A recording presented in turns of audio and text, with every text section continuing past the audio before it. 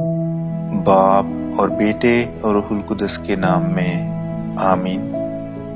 हमारे लिए आज की तिलावत सैमुएल नबी की पहली किताब, उसका 8वां बाब और उसकी 4थी आयत से लेकर 7वीं आयत तक और फिर 10वीं आयत से लेकर 22वीं आयत तक।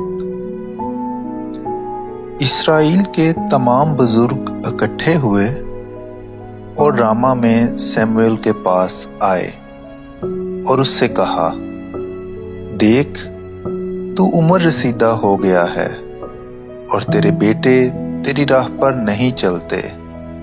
बस तू हम पर एक बादशाह कायम कर जो हमारे दरमियान हुक्मरानी करे, जैसा कि सब कौमों में है। तो ये बात सैमुएल की नजर में बुरी मालूम हुई जो उन्होंने कही कि हम पर एक बादशाह कायम कर जो हमारे दरमियान हुक्मरानी करे। तब सैमुएल ने खुदावंद से दुआ मांगी।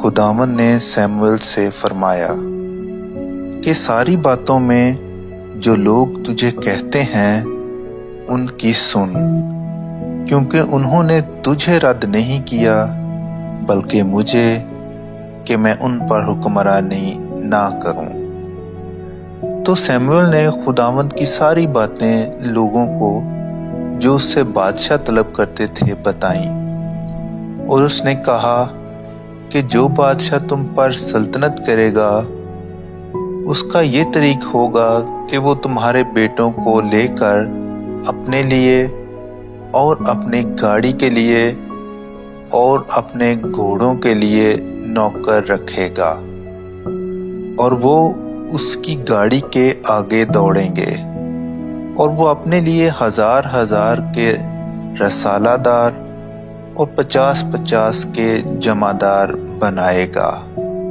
उनसे हल जुतवाएगा और फसल कटवाएगा और लड़ाई के हथियार और अपनी गाड़ियों का सामान बनवाएगा, और तुम्हारी बेटियों को लेगा कि वो उसके लिए इत्र बनाने वालियां और बावर्चने और रोटी पकाने वालियां हों, और तुम्हारे खेत और तुम्हारे ताकिस्तान और तुम्हारे सबसे अच्छे जैतून के बागों को ले लेगा और अपने खिदमतगारों को देगा, और तुम्हारी खेती और तुम्हारे अंगूरों का 10वां हिस्सा लेकर अपने दरबारियों और मुलाजमों को देगा, और तुम्हारे गुलामों और तुम्हारी लौंडियों और तुम्हारे अच्छे बैलों और तुम्हारे गधों को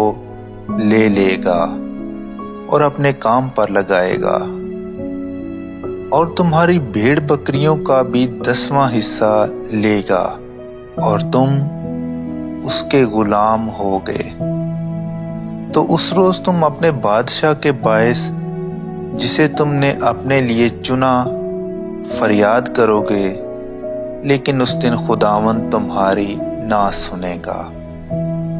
मगर लोगों ने सैमुएल की बात सुनने से इनकार किया और कहा, हरगिज नहीं, बल्कि बादशाह हम पर सल्तनत करेगा और हम भी सारी कौमों की मानंद होंगे, और हमारा बादशाह हमारे दरमियान हुक्मरानी करेगा और हमारे आगे चलेगा और हमारी लड़ाइयां लड़ेगा। सो सैमुएल ने लोगों की सारी बातें सुनी और खुदावंद के कानों में बयान की। तब खुदावंद ने सैमुएल से कहा कि उनकी सुन और उन पर एक बादशाह मुकर्रर कर। कलाम अक़दस का पढ़ा और सुना जाना हम सब के लिए बाइसे बरकत हो।